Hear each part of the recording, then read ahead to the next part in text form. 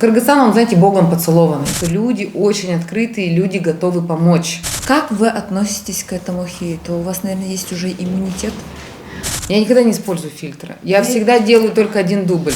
В интернете, да, вас чуть ли не женили. Манас Ниязов – это ключевая фигура вообще в моей кыргызской жизни. Мне даже стали потом называть Батыркыз. Добрый день, уважаемые подписчики. Сегодня у нас очень интересный подкаст. Она приехала в Кыргызстан как турист, а в итоге стала одним из самых главных людей, кто показывает нашу республику миру. Ее видео вдохновляет, вызывает эмоции, заставляет людей покупать билеты в Кыргызстан. Сегодня у меня в гостях человек, который нашел здесь счастье. Лариса Бурина, та самая Сарыгыз. Добро пожаловать в нашу студию. Спасибо вам большое, что уделили для нас сегодня время. Спасибо большое. Мне тоже приятно, что вы меня пригласили. Да, вот вы недавно приехали в Кыргызстан. Снова. Начинается туристический, как говорится, сезон. Да. Без вас мы никуда, потому что действительно вы представляете наш Кыргызстан за рубежом, да, туристические потоки, может, при содействии как раз-таки ваших видео, вы очень активно ведете социальную страницу, то есть вот мы, редакция «Репортер», следит за вами. И знаете, что меня лично как журналиста, да, вдохновило, что вы настолько естественная, что ваши ролики, они действительно залетают в топ, да, люди смотрят, вы советуете, да, может, кто-то прислушивается действительно, да, вот как, вот вы такая же в жизни, как и в блоге? Потому что бывает вот это, вы знаете, псевдоинстаграмная жизнь, а на самом деле потом за кадром очень много что остается. Вот вы такая, как в жизни? И вообще вот естественность, вот это, наверное, ваш ключ. Знаете, мне хочется думать, что я такая, как в жизни, но я же сама себя не могу оценить.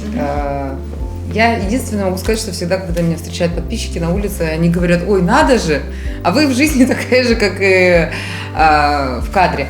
Но единственное, мне всегда говорят, что я худее и лучше выгляжу почему-то. Но это на самом деле меня особо не тревожит, мой внешний вид. И, кстати, вот это один из тех факторов, что когда я выхожу в сторис, я или записываю рилс, или записывала, когда YouTube видео свои, я меньше всего думала о том, как я выгляжу. И, знаете, вот этот вот кыргызский элемнедейт, да, который я потом уже выучила, но он меня никогда не касался. Я никогда не была зависима от того, что обо мне подумают. Вот, условно, у меня, может быть, где-то укладка не идеальная, макияж не идеальный или одежда не идеальная.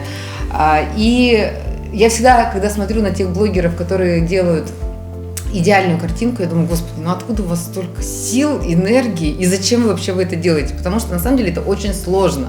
Очень сложно строить из себя то, чем ты не являешься. Гораздо проще вот такой, какой ты есть, выйти, что-то сказать.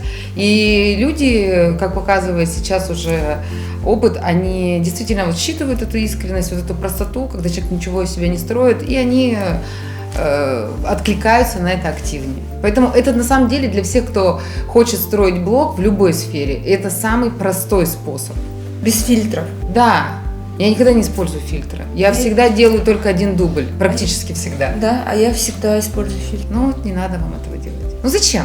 Ну, то есть вы кого пытаетесь обмануть? Поэтому, когда человека встречают в жизни, вас могут не узнать или сказать: ой, вы как-то не так там, да?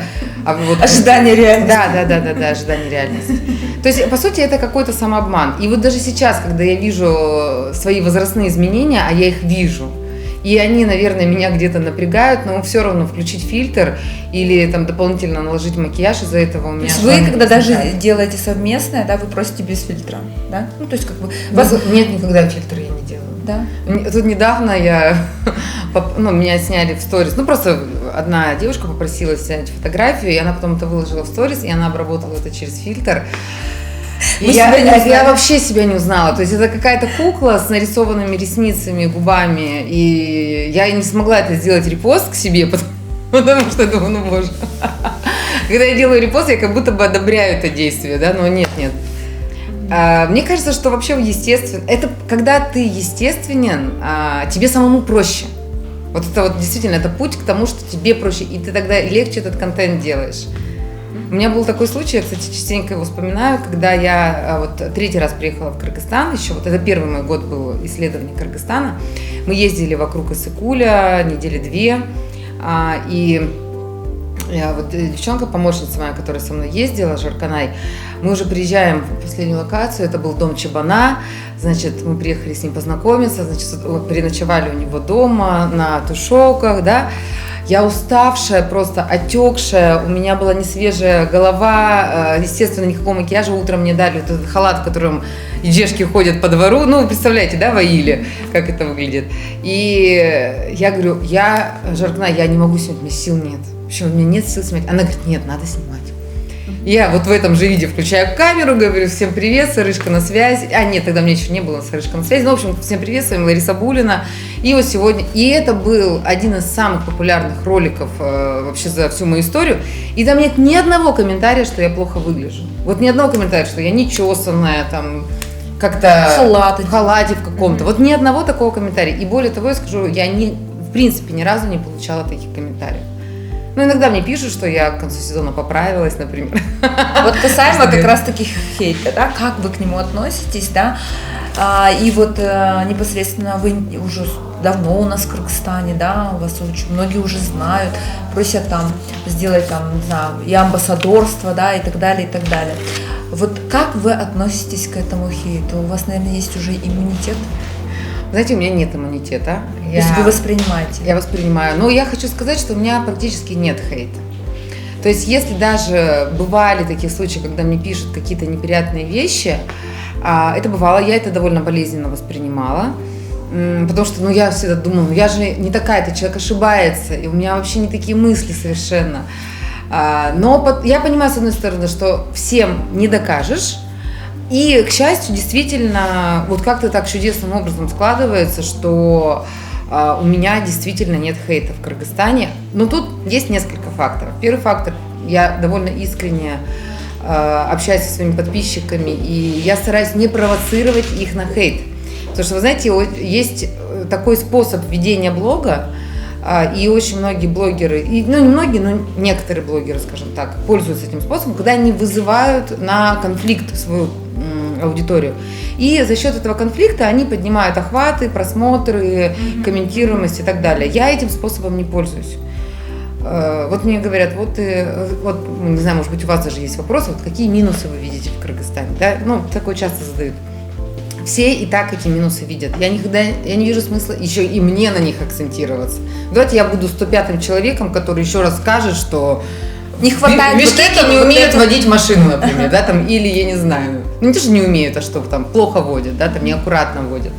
Давайте я 105-й человек скажет. Давайте я 105-й человек скажет, который, я не знаю, еще какой-то минус, да, Кыргызстана или там кыргызского менталитета. Но все люди так об этом знают, я не вижу смысла об этом говорить, поэтому я не вызываю на себя хейт. Знаете, был тут один такой русский блогер, и я видела... Который переехал. Да, который уехал. И он вроде бы обратно вернулся. Сюда? Не знаю, я не слышала, но дело не в этом. Я просто, знаете, когда иногда бывало смотрела комментарии под его публикациями, и я вижу, что мои подписчики, я же некоторых из них знаю по аватаркам, что они пишут ему такие грубые хейтерские комментарии. А мне наоборот, я захожу, а мне он пишет всегда что-то хорошее. То есть здесь какой привет, такой ответ. Вот, и поэтому... я надеюсь, что я не столкнусь с хейтом. Плюс я поняла, что в Кыргызстане нужно следить за своим разговором. Так или иначе, мы все приехавшие здесь гости. И мы должны понимать, что гость, придя домой и угощаясь за столом, и принимая вот это радушие хозяев, да, не имеет права, отвечать каким-то негативом. Я считаю, это неправильно. Условно, была бы я здесь всю жизнь местная, наверное, я, может быть, и по-другому свой контент строила, да. Может быть, я более смело бы там что-то говорила. Но я не вижу права даже своего этого делать. Конечно, в каких-то личных беседах, каких-то, не знаю, со своими коллегами, с кем я работаю, я им могу сказать, ребят, вот здесь, давайте мы по-другому будем работать. Хотя, к счастью, все, с кем я работаю, они очень ответственны. Поэтому у меня такая позиция, и я не вызываю на себя хейт, делаю это даже сознательно и рада этому очень. То есть вы спокойно, нейтрально, да? Я нейтральна, да. Люди, понимаете, вот эта ответная хейтерская реакция, но она не просто так идет. Не просто так. Конечно, есть люди озлобленные, есть люди, которые во всем видят подвох. Помните, вот какие вот именно примеры вот и вас прям захейтили? Нет, прям захейтили не было, но у меня такое было поначалу, когда вот я, например, приезжала, делала пул-видео в Кыргызстане, и потом, например, я первый раз поехала в Узбекистан, да, и вот было довольно много, вот, ты использовала нас, теперь ты поедешь использовать узбеков, вот. И это немножко такая была детская позиция некоторых моих подписчиков, что вот я как будто как мама обещала любить всю жизнь кыргызов, никогда больше никуда не ездить, и вдруг я уехала в Узбекистан, и теперь я как будто бы их буду любить, а Кыргызстан забуду. Да, и мне даже те люди, с кем я лично здесь общаюсь, они говорили: Лариса, знаете, вот у меня тоже вот такое чувство, вот когда вы уезжаете, вот я как будто ревную. Но кто-то это очень грубо писал мне. Вот. Потом я помню, когда еще до того, как я начала заниматься здесь туризмом и зарабатывать как-то на этом, когда вот я вела блог, почему-то у многих было ощущение, что только от того, что у тебя там 200-300 тысяч просмотров на видео, ты уже богатый человек. На самом деле это не так. Я хочу сказать, что вот я со своего блога, что с Ютуба, что с Инстаграма, я никогда не зарабатывала. И сейчас я не зарабатываю. Ну, то есть у меня дохода именно с блога нет. Я не знаю, как это получается делать у других блогеров. Я за них очень рада, если у них получается. У меня никогда этого не было. И для меня всегда, когда говорят: вот она зарабатывает на нас, говорят, что вот люди смотрят, и я получаю какой-то доход. Нет. Для меня было всегда это... Ну, не объяснишь же людям, да, что дохода на самом деле с просмотров нет. Вот если вот театр начинается с вешалки, да, вот у туриста, вот вы приезжаете в новую страну, да, вот что начинается? Вот вы прилетели, приземлились, ну, приехали, да, вот что, вот на что первое время обращает турист? Вот вы на что обратили внимание в Кыргызстане? Вот только первый раз приехав сюда. Ну, знаете, когда я приехала первый раз, это была весна 21 года, это было 5 лет назад, вот в этом году будет в мае 5 лет, как я в Кыргызстане. Я, наверное, не могу сказать, что я приехала как турист, потому что все-таки я приехала как блогер, и моя задача была снимать. И меня вот встретила в аэропорту девушка по имени Жирганай, это была моя первая знакомая здесь. И меня встретил Дилет Нагайбаев, вот я все время его вспоминаю, ну, мы дружим до сих пор, и я всегда вспоминаю и всегда ему говорю с большой благодарностью, что он первый человек, который в меня поверил и меня поддержал здесь, хотя он меня не знал. Просто мы на него вышли, и мы сказали, что вот приедет Лариса, как ты относишься к тому, чтобы что-то совместно снять. И это было не совсем как бы заход туриста, да, я как блогер. Я тогда отметила, что люди очень открытые, люди готовы помочь. Вот это для меня было открытие на самом деле. Вот в России не так. В России, ну, так каждый сам по себе. Бухты-барахты кто-то напишет: давай я приеду, и ты мне помоги. Ну, или даже там максимально вежливо. Ну, вряд ли это возможно. Это маловероятно.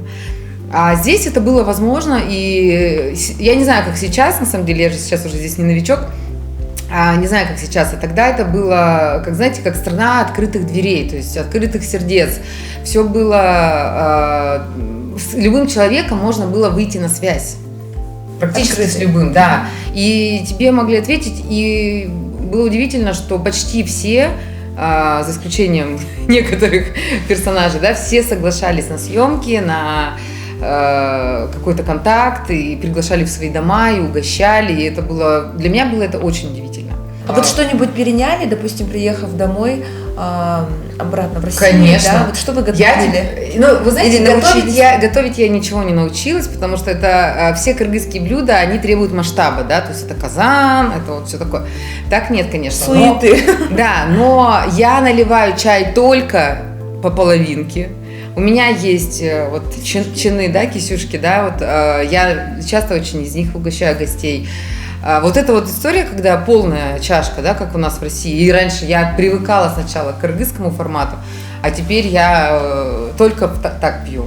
Вот эти полные чашки для меня теперь, вот когда мне даже кто-то неуважение. Ну, люди, да, когда в России я это не рассматриваю как неуважение, но я уже сама, ну вот кыргызы бы так не сделали, вот мы бы так не сделали, да, мы наливаем по чуть-чуть. И я вот тоже так своим гостям наливаю по чуть-чуть и доливаю все время. Вот это у меня, да, вот это пришло. Ну, наверное, что-то еще есть, да, но вот это вот явно.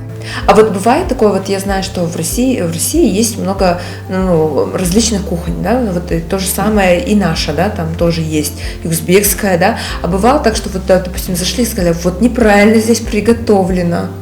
В Кыргызстане? В России, вот, допустим, заходили на кухню там наши, да, было такое, что вот, допустим, неправильно приготовили даже в этом кафе? Ну, если честно, я когда бываю в Москве, я почти не хожу в кафе. Я почти не хожу, потому что я так устаю за сезон от людей, от общения, от кафе, потому что мы же постоянно ездим с туристами, везде где-то едим. И мне хочется просто, я люблю очень свою квартиру в Москве, и она для меня, знаете, вот как вот такой уголок, в котором я сижу, она сама по себе мне дает энергию, и мне даже никуда ходить не надо. Я люблю дома поесть, поэтому я поэтому не могу сказать, что где-то что-то не так готовят. Вот вы говорили, что не все дали как раз-таки и не коллаборировались. Да, вот этот человек, я думаю, как раз-таки этот человек тоже мне знаком очень хорошо. Я как журналист, да, пыталась, я понимаю, о ком идет речь, я пыталась даже раза 3 взять тоже интервью, но мне было отказано. Сначала было через федерацию, потом через друзей, знакомых, сами понимаете, все друг друга как бы здесь в Кыргызстане знают, тоже было отказано. И было тогда, когда было их Кукбуру, Улак, мы приехали специально, как раз я была в командировке в Аше, и думаю, все, сейчас пойду и сама, и все равно нужно. Тоже было отказано. Мы говорим, наверное, с вами о Манасе Ниязове. Да. Вас очень много, что, я помню, было в интернете, да, вас чуть ли не женили, вы действительно очень хотели с ярким желанием взять интервью. Ну вот расскажите эту историю, я думаю, будет очень интересно. Вы знаете, Манас Ниязов – это ключевая фигура вообще в моей кыргызской жизни. Да, потому что, мне кажется, одно дело, я приехала в Кыргызстан, по какой-то причине я приехала в Кыргызстан, а другое дело, почему я здесь задержалась. Потому что, когда я увидела вообще Кукбуру вот в интернете, я очень захотела снять сюжет, потому что мне казалось, что это такой эксклюзив, что это нужно обязательно показать, и это будут какие-то миллионные просмотры. И потом я где-то, наверное, в интернете, и, может, это мне подсказал, это Манаса я увидела. Я, естественно, стала искать к нему ходы-выходы. И ходы-выходы, да, были очень близкие. Очень близкие. То есть это, например, была там одна у меня очень хорошая идеешка, она сестра игрока его команды, да, то есть они друзья, то есть она могла ему позвонить и сказать: Манас, пожалуйста. Вот как и я тоже сказать через интервью Берчи, интервью вот этой вот Сарыкыз Берчи, значит, условно, Берчи же, да, дай. И через федерацию заходила, и ему напрямую писала. И, знаете, у меня был такой интерес взять у него это интервью. Вот у меня была к нему фанатская эта любовь совершенно иррациональная. Я 2 года, наверное, ездила на Аламан-Улаке, на Кукбуру. Благодаря, собственно, этому я в тусовке Аламан-Улака, вот кукбуристов, тоже стало известно, потому что я приезжала на Аламан-Улак, мне байкешки давали коня, меня все там знали, меня все приветствовали, там Тамада на Аламан-Улаке говорил с нами Сарыкыз из Москвы, это было очень круто.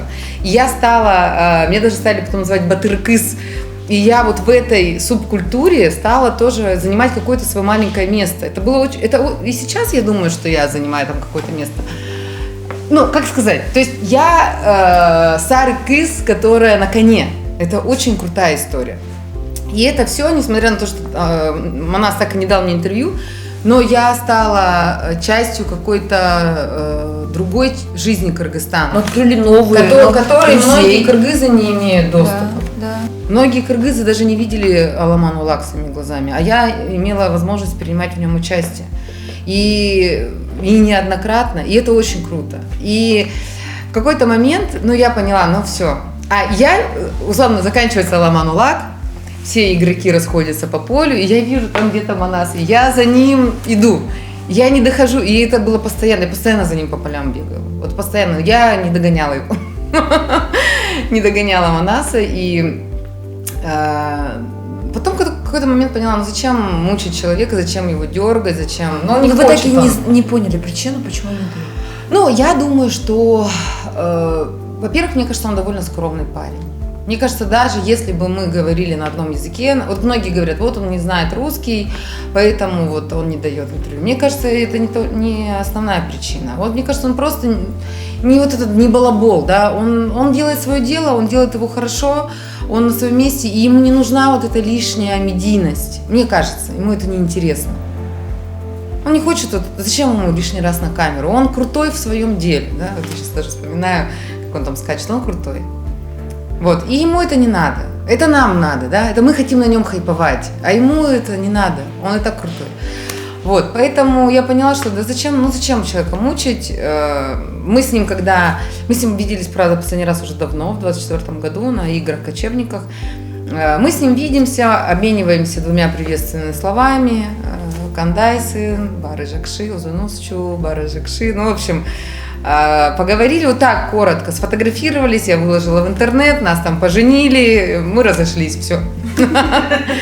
Вот, а по поводу, да, вы заикнулись, действительно, в комментариях часто это пишут, людям хочется интригу, да, людям хочется что-то додумать, людям хочется вот какой-то вот этот, естественно, ну, ничего такого нет, мы с ним, я говорю, мы с ним виделись 5 или 6 раз, по 5 или 6 секунд, и, собственно, вот, интервью я у него не взяла.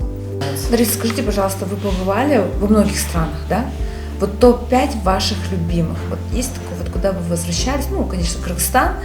Ну, Кыргызстан, он уже, его сложно даже в топ ставить, потому что я в Кыргызстане дома.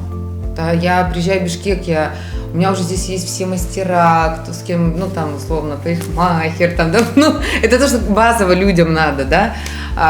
Я знаю, меня всегда здесь встречают, у меня есть место, где я живу, где я уже там 5 лет арендую, да.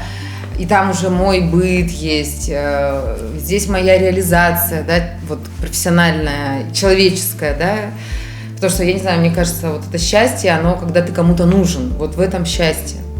И здесь я нужна, и здесь вот то, что, вот, знаете, я приезжаю, процессы мои жизненные запускаются, да, вот эта энергия начинает крутиться вокруг меня там, ну, это все интересно, этого нет в Москве у меня сейчас. В Москву я приезжаю, все, я затихла, я там ниже травы, тише воды, да, а здесь вот это вот движение, жизнь, да. Поэтому это сложно в рейтинг какой-то, это уже вне рейтинга страна. А из тех, которые я когда-либо посещала, ну, знаете, я вот очень люблю Непал, я была там 2 раза. Там, ну, это мекка трекеров всех, это базовый лагерь Эверест, это Напурна, это тоже потрясающая культура, очень интересно. Из европейских стран, наверное, мне больше всего понравилась Португалия. Она и красивая, и она такая, знаете, не такая вот, как вся Европа. Европа немножко как будто бы выше всех нас себя держит. Ну, я не хочу сказать ничего плохого, но есть такие, да, есть немножко ощущения. Португалия нет, очень простая страна, очень добрые люди, очень открытые, потрясающие, очень вкусно у них, очень красиво, очень самобытно. Там чувствуешь себя комфортно. Вот, ну, наверное, топ-5 сложно назвать еще какие страны. Вот сейчас посетила Туркменистан, например, одна из самых закрытых стран мира, да, вот сейчас мы с ними подписали соглашение о сотрудничестве. Буду надеяться, что смогу туда привлекать туристов. Но это тоже интересное направление. В топ я его пока не буду включать, потому что, знаете, те эмоции, которые я пережила в Туркменистане, это, знаете, это эмоции для настоящих путешественников, я так скажу. Не для туристов, а для настоящих путешественников. Когда ты приезжаешь в страну не для того, чтобы позагорать, поесть, а для того, чтобы увидеть что-то другое, чего ты не видел раньше. Вот это Туркменистан.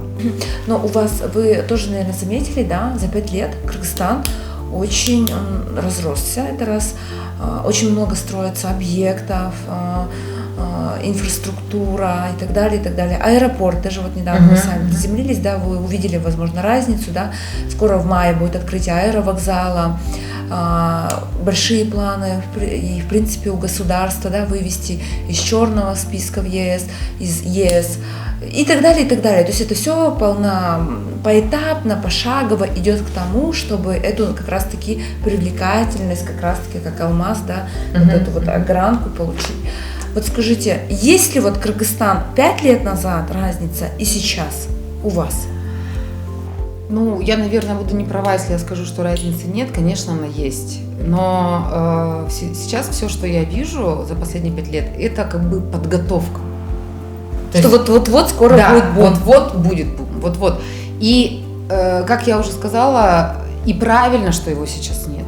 Потому что пока не инфраструктура, инфраструктура пока не справится с этим бумом, когда он начнется, да. Вы знаете, что очень важно для того, чтобы привлечь туриста. И, кстати, я об этом сказала в своем самом-самом-самом первом ролике.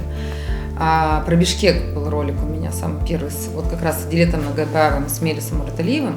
Это о том, что нужно выстраивать концепцию, бренд и позиционирование. Вот этого пока у Кыргызстана нет. Вот, например, мы возьмем соседний Узбекистан. Они несколько лет назад начали активное государственное участие в туризме.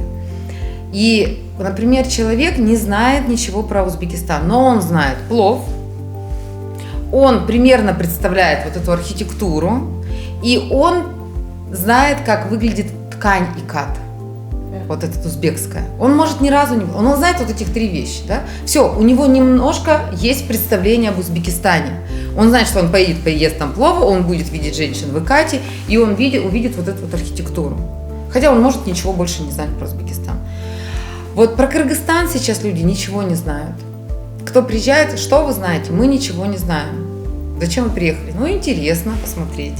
И, конечно, потом они вдохновлены, им очень все нравится, да, им нравится кочевая культура, им нравится природа, им нравится, как встречают. Но из этого нужно сделать бренд, понимаете? Сейчас, когда я вижу, когда турагентства используют, например, это не Швейцария, это Кыргызстан, это не Канада, это Кыргызстан, это не Америка, это Кыргызстан. Знаете, вот есть вот... Да. Вот это самая отвратительная концепция, которую можно придумать вообще. Потому что, знаете, они говорят, вот у вас нет денег на Швейцарию, приезжайте в Кыргызстан. У вас нет денег на Канаду, приезжайте в Кыргызстан. Что нам мешает? А нужно найти что-то такое, что вот мы единственные в мире, у нас есть вот это. Вот мы, только у нас есть вот это и это. И вот для этого вы должны сюда приехать. Не хотите, а можете захотеть, можете это увидеть здесь. Это очень большая работа, это на самом деле, понимаете, вот интересно, узбеки сделали. Плов вообще-то не они придумали. Но мы все думаем, что плов – это узбекское блюдо. Хотя есть такое выражение, сколько мусульман... Просто узбеки его хорошо готовят. Да, многие хорошо и его вообще, готовят. Они просто из него сделали, понимаете, они бренд. его продали миру как свой продукт. Вот они продали миру как плов узбекский продукт. И, не продукт, а блюдо, да? Хотя есть вот такое выражение, сколько мусульманских городов на планете, столько видов плова, потому что везде в мусульманских городах его готовят. Соответственно, вот нужно что-то такое придумать, но это не просто, вот давайте мы втроем сели и придумали, это должна быть концепция, которая будет продвигаться, которая будет спонсироваться, которая будет вот такое между государством и бизнесом какая-то сплоченная такая идея, которая будет продвигаться. И вот над этим надо работать. И без этого будет очень сложно продвигать туризм глобально. То есть по сей день этого нет? По сей день этого нет. Понимаете, вот мы сейчас посмотрим, например, кто продвигает туризм. Да? Туризм продвигается в основном через контент-мейкеров. Да? Контент-мейкеры, они ездят, снимают очень красивые природные локации. Вот Кыргызстан, он, знаете, богом поцелованный. Вот действительно столько красивых мест в такой концентрации, что ты можешь за неделю увидеть вот абсолютно разные пейзажи. Я в таких стран больше не видела. И вот эти контент-мейкеры, они снимают эти красивые локации, и чаще всего они показывают только вот эту часть. Но это не совсем то, понимаете? Нужно что-то уникальное, нужно душу Кыргызстана показать. Ну вот я вот, например, делаю упор, когда я рекламирую свои туры, упор именно на кочевую культуру, на самобытность. Потому что, понимаете, никто в мире, как кыргызы, не живут этим. В основном сейчас в других государствах они это делают на показ. Даже те же узбеки, они делают это на показ. когда ты понимаешь, что для тебя нарядились, для тебя показывают это музыкальное шоу. А здесь еще это люди этим живут, и это очень круто. И вот это нужно упаковать и миру показать. Понимаете, вот, я не знаю, когда это произойдет. Это было бы здорово, если бы начали над этим работать. Я бы хотела у вас как раз-таки такое вот хочу завершение, да, вот подвести к тому. Вот если человек никогда не был в Кыргызстане, скажи ему одну причину, почему он должен сюда приехать, что бы вы назвали? Потому что здесь ты почувствуешь себя настоящим. Потому что здесь не нужно будет играть, не нужно будет вспоминать про свой социальный статус. Здесь ты будешь просто тем, кто ты есть. Это здорово, человек почувствует себя собой, и он будет счастлив от этого. Это вот это очень важно на самом деле. Вот это, мне кажется, какая-то миссия туризма должна быть, когда человек не просто пофотографировался, поел, а когда он что-то в себе почувствовал. Это так классно, я это вижу в своих туристах, и я просто балдею от этого. Спасибо вам большое, Лариса, за беседу. Очень многое, что вы затронули, действительно, я думаю, видя наш подкаст, наше интервью, да, многие люди, которые занимаются туризмом, да, и во главе государства, да, поймут, да, вот куда нужно уже бить, действительно, да, потому что потенциал-то есть у Кыргызстана, как раз таки стать очень популярной республикой, страной, да, среди других городов мира, республик. Но благодаря вам, таким, которые вот продвигают культуру, да, через свои блоги, через свои видео, да, на многомиллионной аудитории, я думаю, что мы будем на правильном пути. Спасибо вам большое. Спасибо большое.